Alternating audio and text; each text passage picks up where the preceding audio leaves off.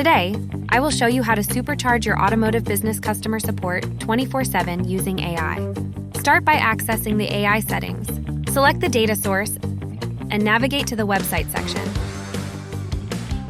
Simply enter your website's URL.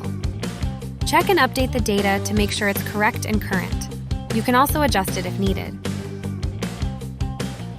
Now let's test Apollo's responses before you set it live on your website. As you can see, Apollo uses the data from your website to respond to customer query. Activate the recrawl feature to keep your information current and accurate at all times. You can also change Apollo's name, role, and upload an image that you prefer. Picture this: toAIAssist instantly addresses customer questions by using data from your website.